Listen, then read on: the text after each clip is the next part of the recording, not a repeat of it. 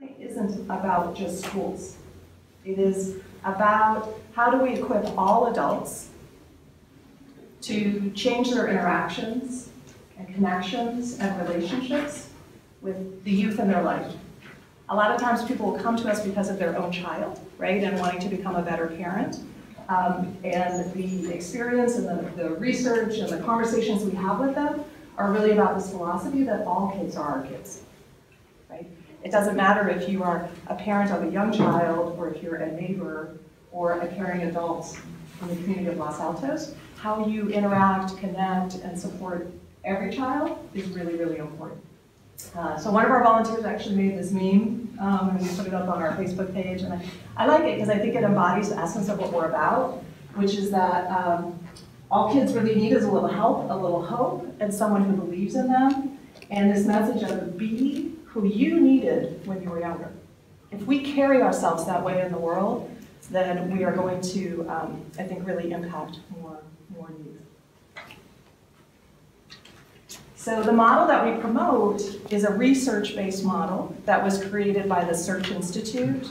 And they did a lot of research. They sort of flipped the way that social scientists looked at youth.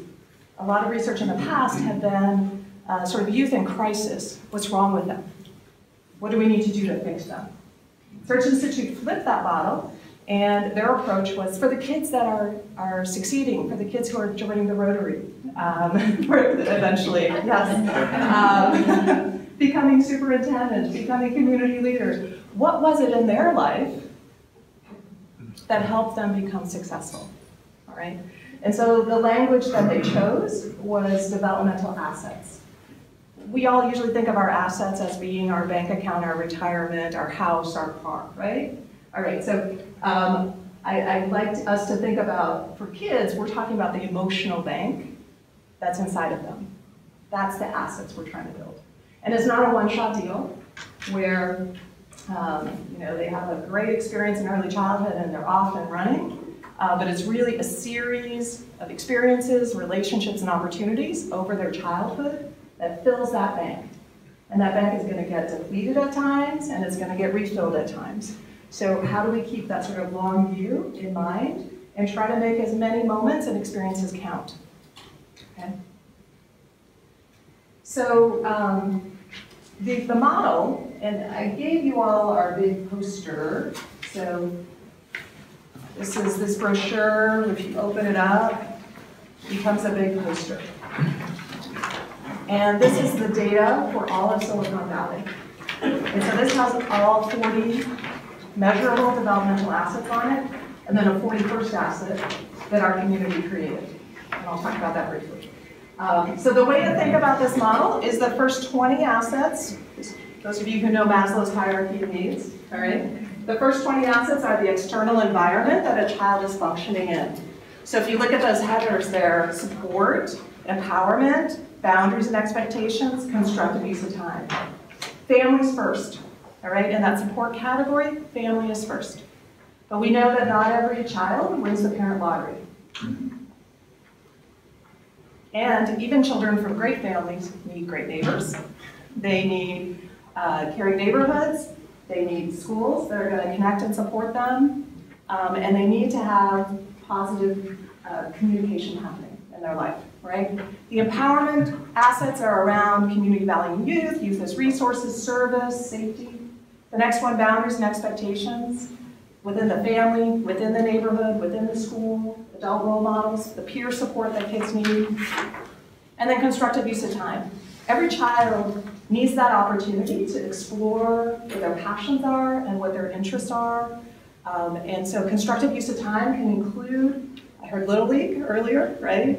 Can include, I heard theater, creative activities, it might include reflection and writing, it's going to be different for every child, but they need a chance to be exposed and to explore it. What's included in this is also religious community and then the time at home that they might spend. Are they out hanging out with friends all the time in the community? Or when they're at home, are they always on the computer? Which I know that's where my 12-year-old wants to be. So part of what I want you to keep in mind, and we'll talk more about this, is that as we go through this list, you might say, yeah, this is my family, no, this is not my family. And that's okay, because every child is not going to have all 40 assets. Right? We want them to have at least more than 20, and ideally more than 30.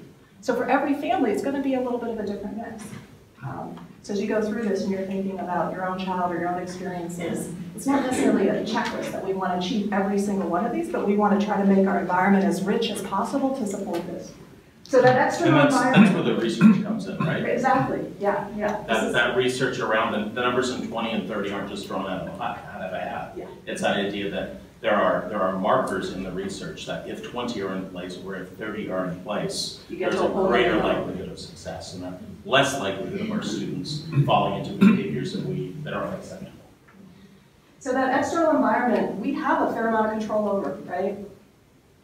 That's what our home life is like, what our community, our neighborhood, our downtown, our schools. And the richer that environment is for a child, the much more likely then their internal strengths, their internal bank is going to be filled.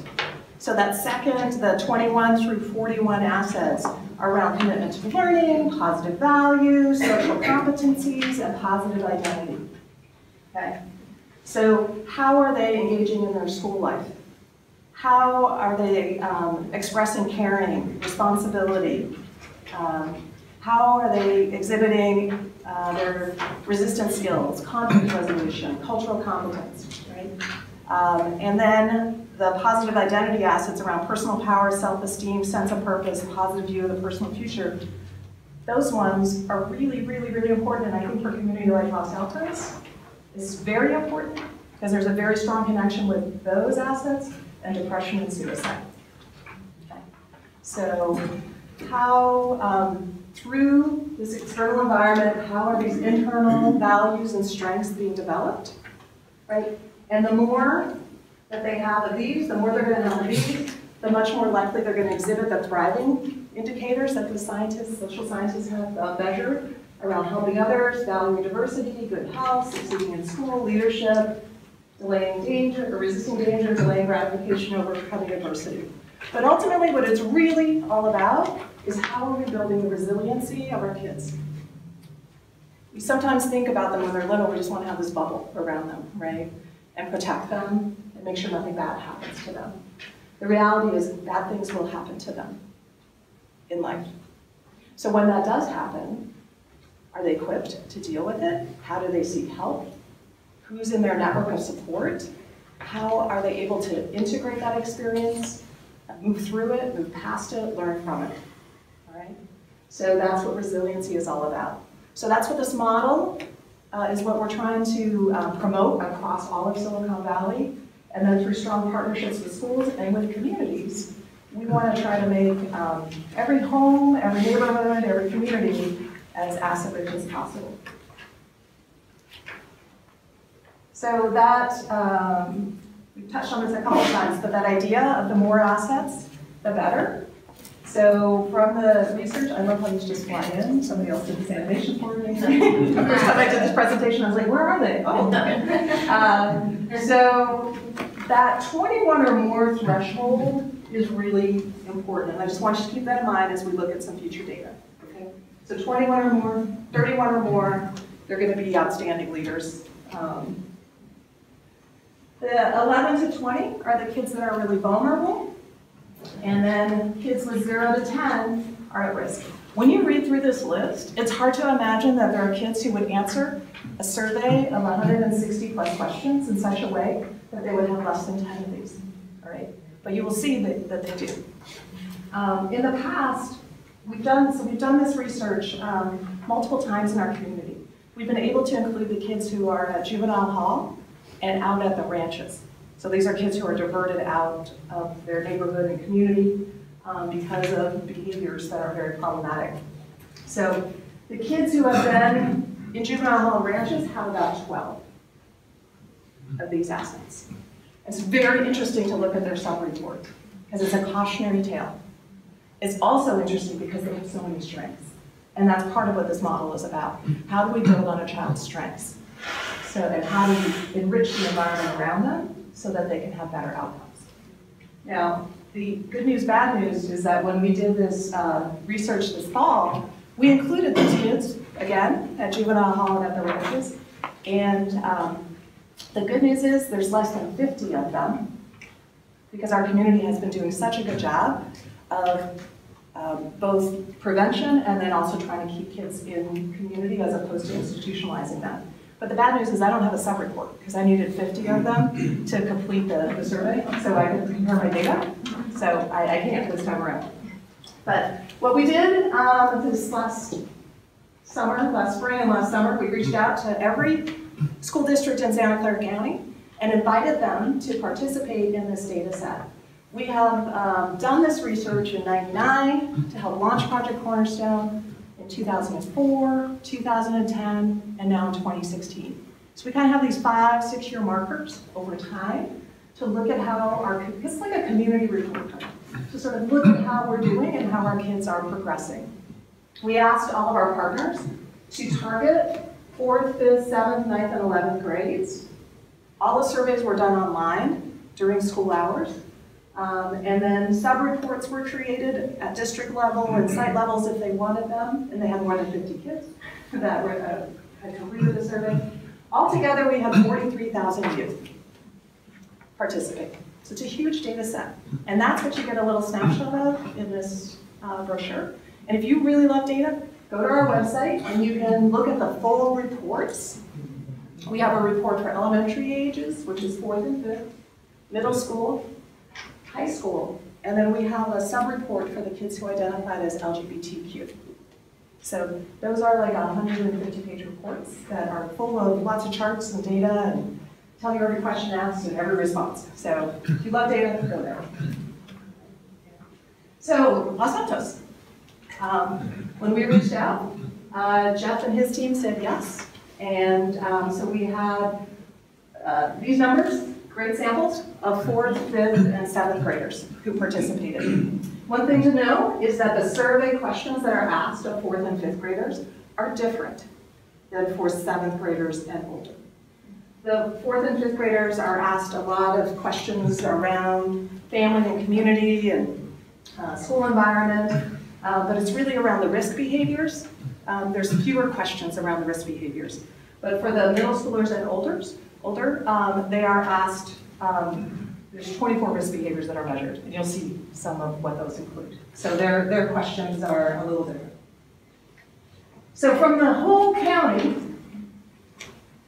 this tower, the bluish tower, is what we look like in '99, and the green tower is what we look like now from 2016. So what we're seeing is that over time, we're making progress at those middle school and high school grades. Remember I said that 2021 threshold is really important. So our 7th graders across the community are up at 23.2. Okay? 9th graders just below 21, and 11th graders at 19.6. So why do you, and if we had our, the elementary school kids, we'll look at Los Altos here. Elementary school kids, this is what your Los Altos kids. So across the county, there was 26 was the average, but a little bit higher here in 4th grade, 26.5, a lot higher here for your 5th graders. 7th grade, remember we said 23.2 for the county, 24.8. A nice jump. So why do you think there's sort of a decline in assets from elementary, middle to high school? Well, there's more risk. Boy brains. Hold on, I'm hearing lots of different things. One here, what's that, bro? There's more risk. Or long. There's more risk? Boy brains. What's that? Boy brains. Boy brains, That's okay. the term we use in Little League. Okay. That's behavior. I think we could have a whole workshop on that, okay. There were some comments in the back? As I said, there's probably less time spent in families, because some of those family supports might drop a little bit. So there's a couple of different factors at play here, all right? Absolutely, developmentally, they're hitting puberty, right? They're emerging adolescence. They're separating from family, pushing family away, looking to peers more. That's part of what's happening. All developmentally appropriate behavior. And then as a community, How do we look at elementary school kids? They're pretty cute, right? We like them, right? And sort of as a community, what do we think about middle schoolers and high schoolers and teenagers? What can we do with them, right? Well, there's a time developmentally where you're expecting 7th, 8th, 9th, 11th graders. Developmentally, it's appropriate for them to be taking greater risks, right? That can appear as, Anne was alluding to, as less desirable behavior, right? But developmentally, it's actually what we expect. We have to set the boundaries for them, but we do, that is typical of that group of kids. Absolutely. Except in here, I'm sure none of you exhibited any kind of risk-taking behavior. Yes. Have you ever tried to do an assessment on how accurately the kids are answering questions? So it's self-reporting, right? Yeah, it's absolutely self-reporting. So it's a moment in time. The survey is set up in such a way that if they just do a random pattern, it gets thrown out. Okay. If they answer every risk behavior as, of course I do this, it gets thrown out. And with a big enough sample, you know, 500 kids, that's 500 that were valid, all right? So the ones that were those outliers were excluded. So is it 100% accurate? No, right? But it's an interesting moment of time that I think leads to a lot of great conversations and reflection. Yes. Yeah. So it is predominantly appropriate for the data to sort of show that if we're going through 7th grade and up, does the research, is there research supporting sort of what is the normal range of that drop-off given the developmental stage and the likelihood to take more risks or a way of so if we questions up so that yes. So if we look at sort of what the national trends are, and our trends back in '99 were kind of national, and if we look at national numbers, they would be very similar to what we were like back in '99. So that's pretty much what's to be expected, right? And I think that the biggest aha for me is that we as adults sort of have this, what are we going to do with teens? We kind of label them, we push them away at a time when they need to be held closer, right? So it really is about changing our environments and changing our adult behavior towards them that can then increase their levels of support. And then also building their peer group, right? Because they're looking towards peers for identity and problem solving and support. So if we can elevate that peer group in some way so that that's going to be a more positive, the new normal, right, is a very positive new normal, then they're going to have some better outcomes. So again, the trend line across our community is this elevation over time, and I would attribute that to our collective approach across after-school programs, lots of schools changing the way they're engaging, lots of parent involvement in education. Right, so there are strategies to change. It's going to happen to some degree, so it doesn't have to be such a sharp drop-off, really. So, yes? Is 1999 early enough so that you could get a pre- and post-social network behavior measure? Yes, absolutely. And actually, I was just in a conversation with the Los Gatos district, and they are really looking at their numbers from 2010 to 2016 because the rise of Instagram, like, you know, in 2000, I don't or date myself as being older, but, you know, like MySpace and all of that was sort of happening. But I think having mobile phones, right, happening in, you know, closer to 2010, the rise of Instagram culture, that there is this real change of how kids connect, their sense of curating a brand and an identity online. Right, so it's, yeah, we could have a really great long conversation about that, yeah, which I would love to do, but we don't have time today. So part of Project Cornerstone's initial strategy was like, oh my gosh, look at this, we got to do something about our high school kids, right? But then sort of over time, we decided to change the strategy and should try to lift more kids up at an earlier age so that by the time they get to middle school, they're equipped differently. And then work with schools and parents and communities so that their middle school experience then becomes different and ultimately their high school experience becomes different. So, and for just to interject, and for us, this was a process of really, and it's great to see we have some involved parents here, we really engaged our parent community in supporting this effort, this Project Cornerstone effort. How can we create within our school communities the same language being used at home and at school, and how can we create that consistency between home and school so that kids are hearing the same language, they're experiencing the same expectations as frequently as we can, right? And I think we've had some very positive impacts. Absolutely, absolutely. And you know what? So for the parents who are volunteers, you want to briefly describe what a typical month would be like for you? So Julie and I have co-led the program at Almond for the past 5 years together. So at Almond Elementary, we have close to 40 parent volunteers that we come together once a month and train them on a piece of literature, a book that Project Cornerstone has selected, and then each of those volunteers goes back into a classroom, reads the story, and then has discussion questions around it, all supporting the assets that Anne is talking about, and then is followed up with an activity. So there's 8 books over the course of the year, and then at the end of that, our parent volunteers email the families and let them know, like, this is what we discussed, this is how you can support what we're doing at home, and inform them. We distribute information through our principal's Thursday Word, let our whole school community know. I was saying this month everyone's been making their displays for the open house, so when everyone comes and sees the work that their kids are doing in the classroom, each classroom also has a display for Project Cornerstone and says what they've been doing across the year in that area. And you do really than just read a book as well. You do more. We have fundraisers, and then Julie and I are really excited at Egan Junior High this year. We've started a book club at lunch, so once a month we go in, and students who are interested. And this is a testament to building assets in youth. A lot of them are coming from Almond because they know us and they enjoy talking about books and what's happening in their lives. And we have, on average, 20 junior high students who choose to spend their lunch with us once a month, and it's been wonderful. And we are always amazed at what they share and the conversations that develop from our time with them.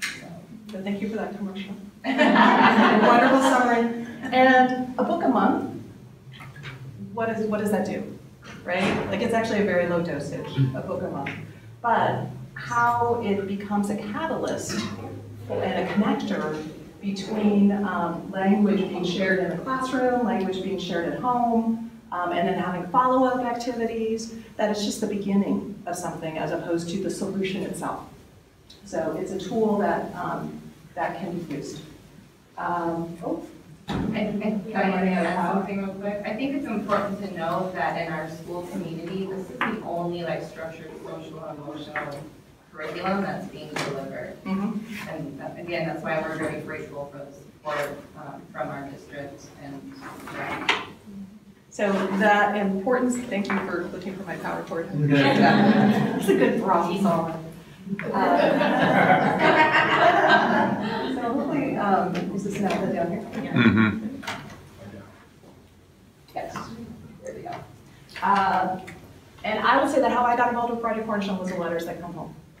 When my now senior was in first grade, those letters that were coming home were a goldmine to me of helping me understand how to deal with her anger, how to deal with frustration, how to deal with bullying situations, and it gave me a framework, right? And then as a parent volunteer, you guys have a lot of parent volunteers. You're not a school district that is wanting parent volunteers. For some districts, they love this. We have this program in Spanish. It allows Spanish and English, so it allows monolingual Spanish-speaking parents to get involved, and get on campus and have a sense of place and identity, which is amazing. But what we're able to do, I think, intentionally with your community is have this common language and approach integrated across those parent volunteers and integrated, hopefully, out into the rest of the parent community. And then it elevates into their experience in middle school. And I was sharing with Jeff that, you have a very shiny middle school number, right? This is really wonderful.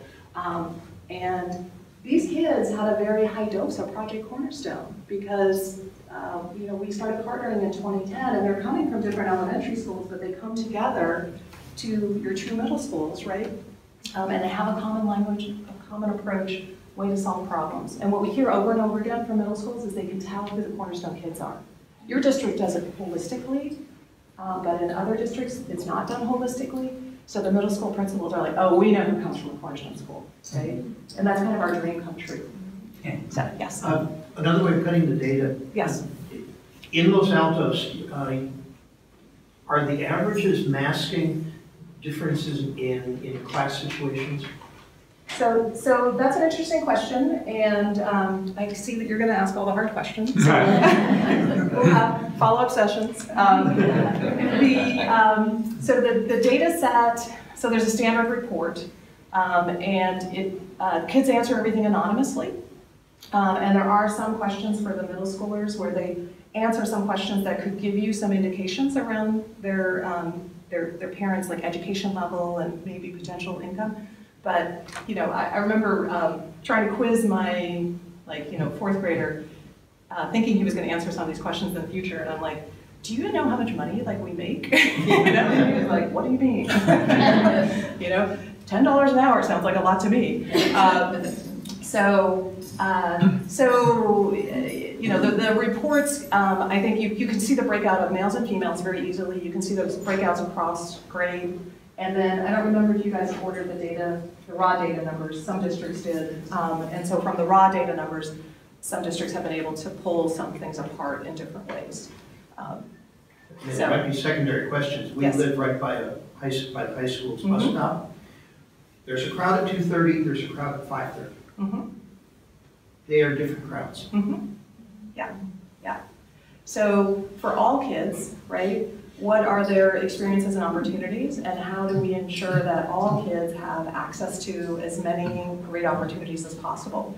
And so that 2:30 to 5:30 difference, what's happening during those after-school hours? Are they going home? What are they going home to, right? Or if they're staying at their school or in downtown, what are they doing in that space? But it does differentiate classes. It's a simple question that makes an almost obvious discrimination. Yeah. So when you look at this data, it's been cut across, when you look at the big data set across the country, what's interesting is that income level doesn't indicate higher level of assets, developmental assets. But there's different assets that are stronger or weaker depending upon where the child is. There's a nice study around the 5 boroughs of New York, right? Staten Island had the lowest number of assets, right? The Bronx had the highest. Tight-knit community, everybody knew each other's business, lots of support happening, right? Yeah. Sounds like we're getting into Q&A, but I'll jump to my last slide. Yeah. I've got an asset idea for you. Okay. Okay, so Wednesday night, Greentown held a community meeting called Let's Talk Traffic. And I'll tell you, the interface between the schools and a lot of the neighborhoods about traffic is just really, we got an earful. This is not working. Yes. There's a problem. So here's the asset idea. Okay, have the parents and the kids work on solving this problem. It's a community benefit, and instead of going to school and being aggressive and having your stress levels go out the roof, you can work together, maybe ride sharing, car sharing. Right? Make this a priority for the schools, and hearing kids talking to their moms and dads. What a concept, right? Right. Yeah, maybe you sponsor, or somebody sponsors like a, that 24-hour, 36-hour challenge, like where you lock them all in a building and they have different teams and they have to come up with the solutions, right? Like the high-tech companies. Yeah. Yeah. I love that. Do something. We're all in this together, right? It's not just the school district, we're all in this together and coming up with the solutions. Yes? Hi. So I'm one of the parents who gets those emails. Okay. Which helps because I know the language is being used in the classroom. My sons hate Project Cornerstone. And my friends over there know that. They hate it. Yep.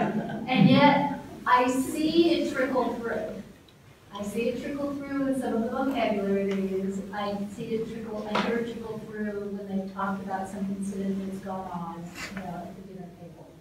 So I suspect your numbers might actually be a little higher because at least one of my kids took that survey in 2016, and I'm sure he picked as many negative choices as he possibly could because it was a Project Cornerstone survey. Right. So I suspect your numbers are actually, your positive numbers are actually higher than some of the kids. I mean, they know how to game a test. Yeah. You know, and particularly since I have the ones who claim they don't like it and don't do anything with it, it's useless, and yet I see it working. So keep the emails up, because that's how you know. The gentleman who said there are 2 groups of kids going home at 2:30 and 5:30. I mentor at the high school. The 4 boys I mentor in the adult program have after-school jobs. They're going home at 2:30 to go work because the money they earn helps with them. Yeah. So it's not that they don't want to do after-school activities. Correct. Some of them don't. Correct. But a lot of it is they have to go to work. And we could have a conversation where we map which assets are built by working, right? And sense of responsibility and dealing with the supervisor and, you know, all of those things. And time check. I know, we're getting, so I'm just gonna jump ahead a little bit. So some of the risk-taking behaviors that were measured, for the elementary level, they were asked a few questions around alcohol, smoking. Nobody smokes anymore, anywhere. Vaping is not on this, so maybe vaping in the middle school, I don't know, but. So sadness was the highest. Most of these were like less than 10%, but sadness was the highest. They had felt sad or depressed in the last month. And we saw that across the whole county, and it correlates with some research done by the Centers for Disease Control. So I think as a community, we need to be thinking about that. And then for middle school, they were asked, there's 24 risk behaviors, lots of different substance use, they've had sex, antisocial behaviors, truancy. So again, almost all of these are like 10% or less. The one that was the highest was violence. I heard from some parents, they're like, oh, you know, they're hitting their siblings. And I'm like, that's still violence, right?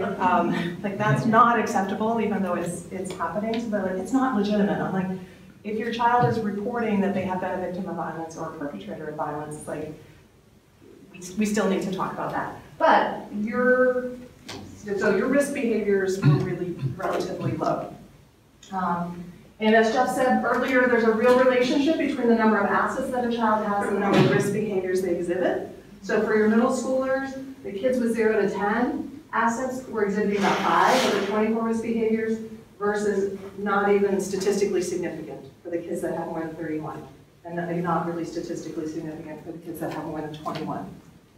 And then the converse is true. The thriving indicators that are measured, these are the elementary and the middle school. So the lowest ones were around coping skills for the elementary, and the lowest one was around resisting danger for middle school. Okay?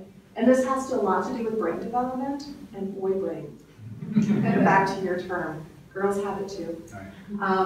Kids are wired for risk taking, and if we do not put positive risks in their life, in their pathway, then they often will go through the easier negative risks that are sort of in their pathway. So, and that goes all the way back to caveman years, right? When you were 12 and 13, you were wired to go out on the hunt, to start helping with the hearth, making sure your family had food so you could survive. And so when you look at risk behaviors, they start to really peak around 12, they start to accelerate around 12 and 13, and then they peak like in 11th grade. So if we had high school data here, you would see this big spike in 11th grade as well. So again, relationship between more assets, more thriving indicators, okay? But all kids have a lot of strengths. I just want to emphasize that. We want to identify what those strengths are and build on them. So as a community, how do we think about this? This is why we're together. And I've had the opportunity in my 10th year with Project Cornerstone to work with like Los Gatos as a community back in 2010. They really thought about this and how could they work together. And then Palo Alto, when the first suicide cluster happened in 2010, 2011, they also, in that moment of crisis, really came together. How do we think about our kids differently? And in Los Altos, as part of the challenge team, and there's been several efforts over my time at Project Cornerstone to really be thinking about this coherently So as you are moving forward as this community coalition, right, like what does it mean and how do we change some of both the physical spaces that we create, but then the active level of engagement and support by adults, I think is really the challenge. So one of the handouts that I did for you was of the 40 measurable developmental assets, I pulled out some that have more of a community focus. Caring neighborhood, community values youth, youth as resources, neighborhood boundaries, and adult role models.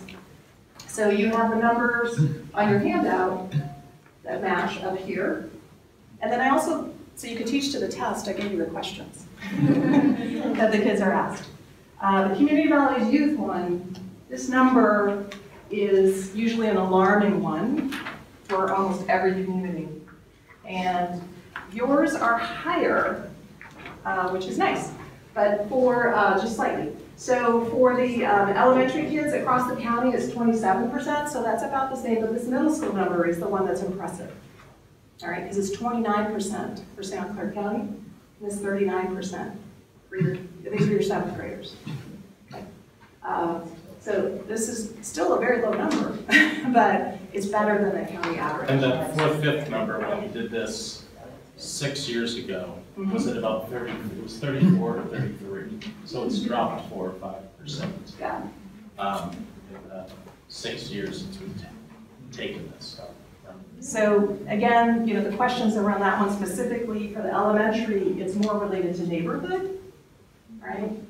Because for a 9-year-old to have a sense, in Los Altos they probably would, but in San Jose, right, what's going to be their sense of town or community? But then for the middle schoolers and high schoolers, it is questions that are around town that they're specifically asked. So this is kind of your cheat sheet, and all of the questions that the kids are asked are on, are in the full report, and they're mapped. You can see how they're mapped to each of the developmental assets and each of the risk behaviors before we go down that rabbit hole. So in terms of like really influencing these numbers, right? What does it take?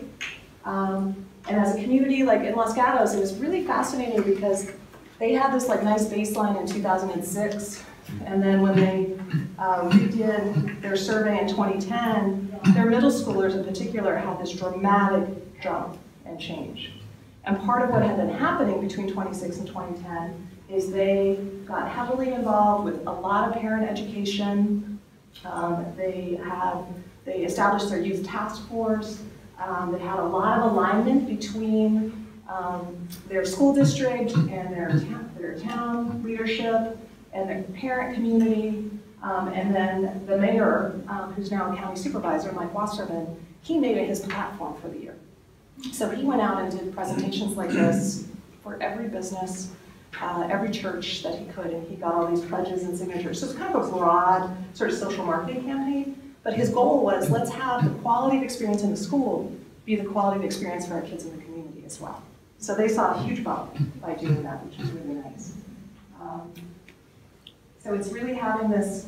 And we've just on that, we've, in our schools, right, in the last 5 years, we've really broken from the idea that a teacher's classroom, right, that he or she is responsible for those 25 kids, and that's what he or she is focused on, to really taking responsibility as a grade level or as a school community.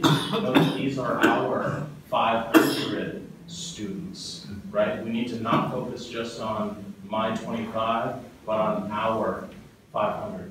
And that has made a significant difference in how we look at systems in our school and how we talk about programs in our school. So the challenge would be, how can we look at the 8,000 youth in our community as our children, right? And how we support them to shift that.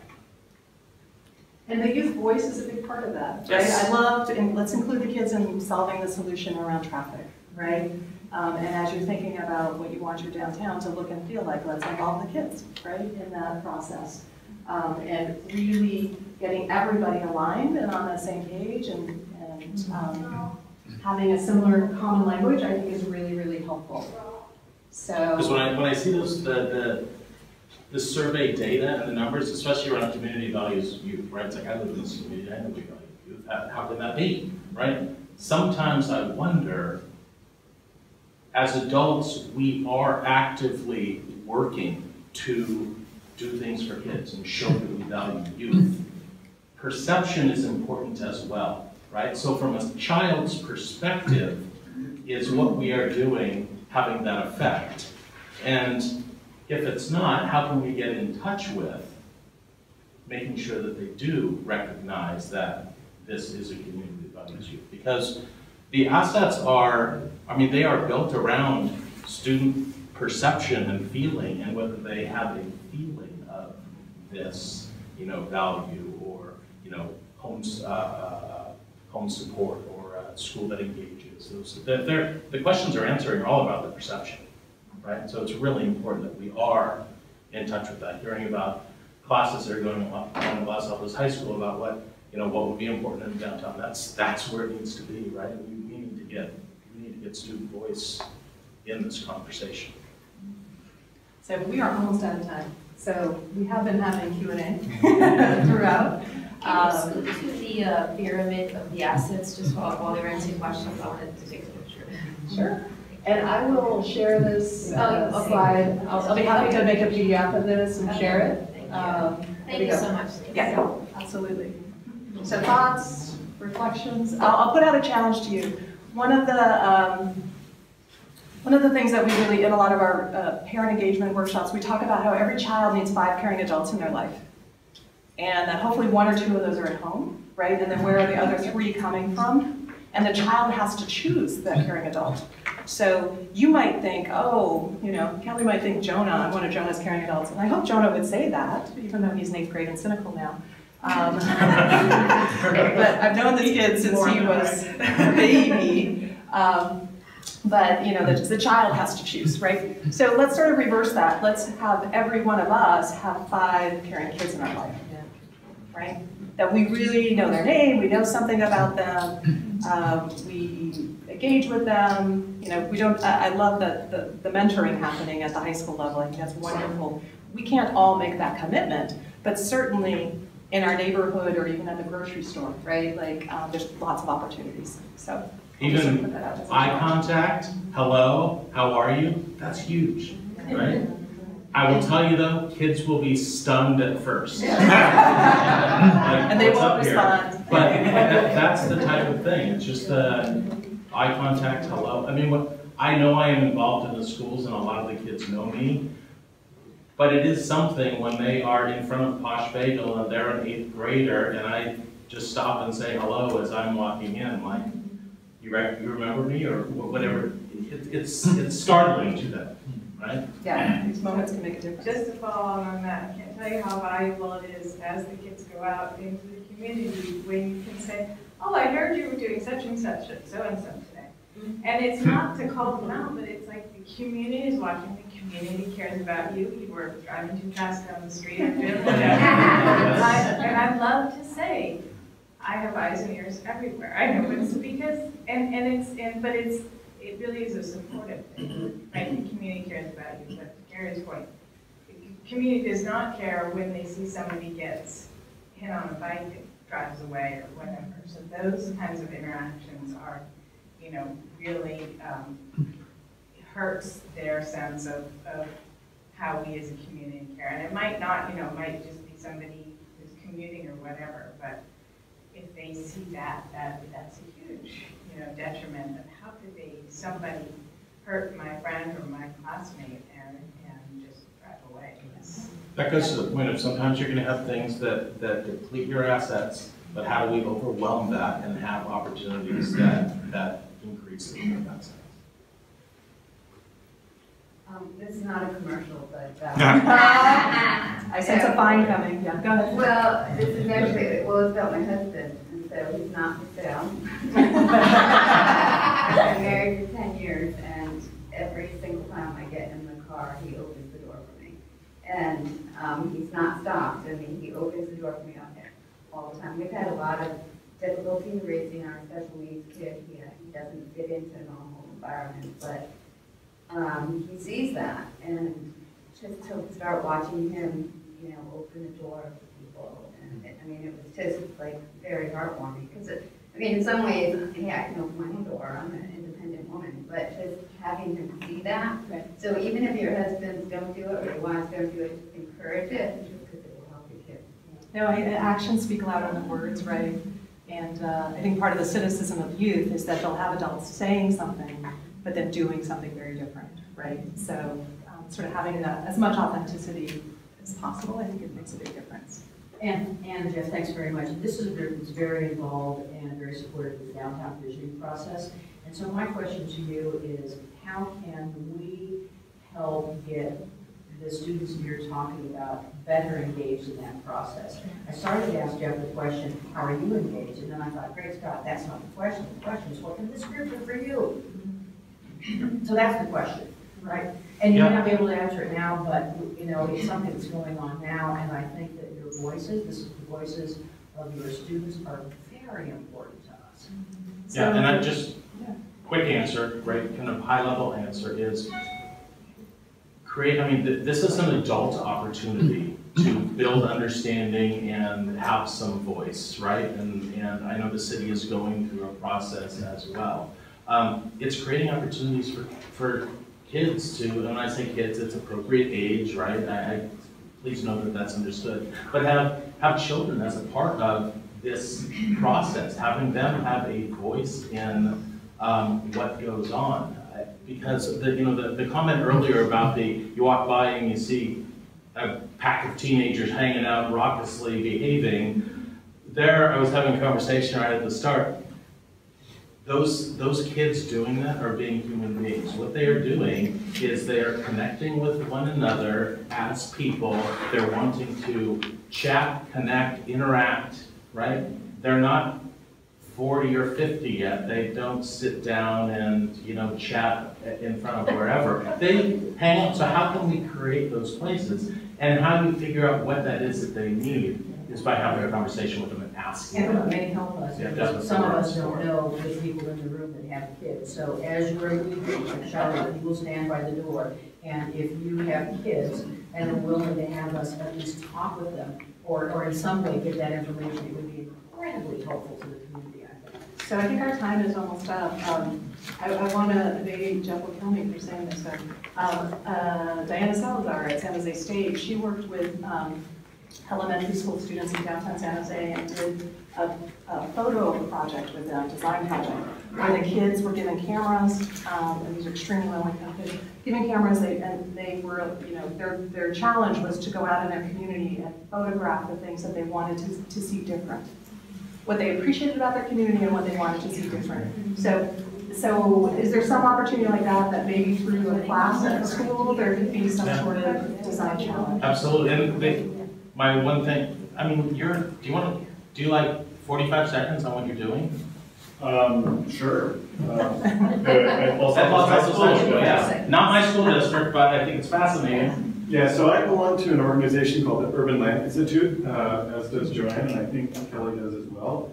And Joanne and I co-facilitate a class at Los Altos High School on urban planning, where the students are given Legos and they essentially build a downtown area that's remarkably similar to downtown Los Altos. They have to make decisions on how many apartments, how many office buildings, how many retail buildings are in a downtown core, and they have an option to put a Walmart-type store, public parks, a homeless shelter, and they have to work together and make these trade-offs. And it's incredibly realistic, and I think incredibly fulfilling for the students and also for the facilitators and teachers. So we just finished 2 days ago this semester at Los Altos High School, and we'll start again next semester. So there's a lot of wisdom there.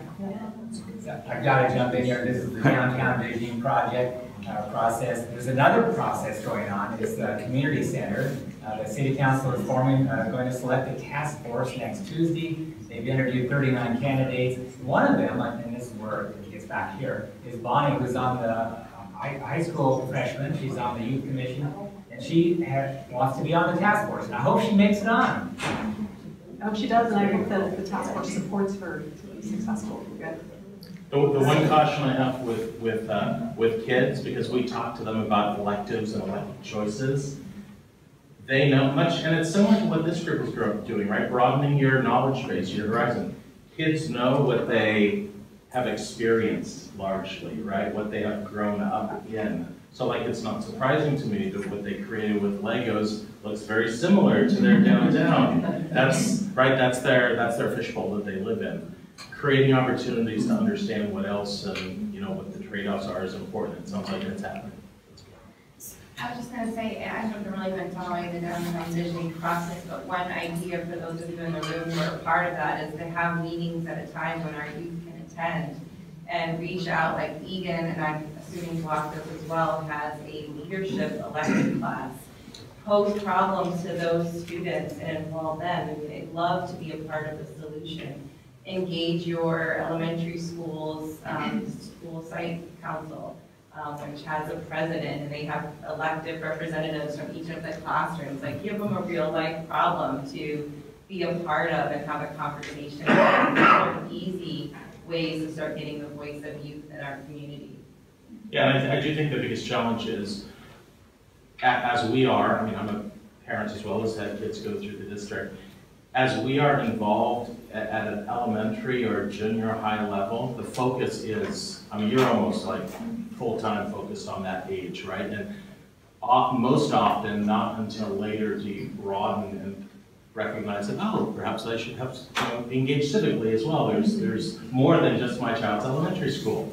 It's not a criticism, it's just a reality. You're all in right then, right? So figuring out how to your point, Jen, figuring out how to go to the watering holes where people are is really important, right? We invited the downtown visioning to Junior Olympics, right, 2 weeks ago, where we happened to have a few thousand parents on hand, hanging out for most of the day. Seemed like a great place and a great time to have the city out there taking information, and they got loads of information because people are looking for something to do. We need to go to those watering holes that already exist. I have a question for Anne, actually. Is there a counterpart study that really looks at how, like, a Project Cornerstone type stuff would work for adults? Because I believe that behind every thriving child is a thriving adult. And I don't know, where is there a Project Cornerstone that really looks at how thriving adults are thriving? I mean, there are so many studies on CBC. I'm not talking about that. I'm looking at this particular methodology. Does that exist? To my knowledge, it does not. Okay. Yes. Just wanted to, like, throw that up. Yeah. So I just want to make, Well, I have part of an answer to that question. There's a lot of literature about communities in which older persons exist. Yes. And thrive, and that's called an age-friendly community. And there are 8 domains of thriving for older persons in an age-friendly community. So one can make that intergenerational in a variety of ways. There's a lot of overlaps here between this research and the data and what we're seeing around age-friendly communities. So we can support each other. It's all good. So I wanted to say, I'm so happy to see so many people here. May has kind of been our month to focus on families with kids from K through 12, really. And so I'm really glad to see so many of you come out for our teen panel to see how teens feel and whether they feel supported in Los Altos. So let's talk about Los Altos specifically. I wanted you guys to come today to talk about what does a healthy community look like that supports its kids. And just, we don't have to answer it here, but go home and think about, does our community support our children? Do we have the places where they can just go and hang out and are not loitering on a street corner, but have a place to go where they don't have to spend money to hang out? Or do they have something, just think about it. I mean, the Community Coalition is not an advocacy group. We don't promote one viewpoint over another, but we really feel that if we give you all of the information, you can make the best decision for yourself and for your families. And to Jen's point, we really need to get more of our younger kids involved because our teens seem to have a lot of venues to get involved, like the class or the downtown visioning. Well, let's try and figure out how we can get our K through 8 children's voices because they live here too, and this is the community that we're going to lead for them. I mean, all of us are gonna become dust at some point, but our children are so sorry. That's the sunshine portion. And on that note, have a great day. Down here. The decisions that we're making now, we're gonna have to, our kids will have to work with for the next 50 years at a minimum. So just think about what kind of a community you want. I just wanted to, as co-chair, wanted to thank both of you for a terrific presentation. And urge everyone to sign we have a sign up thing. A few people weren't able to get it quite on time, so if you could be sure to sign on the way out. It was eye-opening and enlightening, and it's great.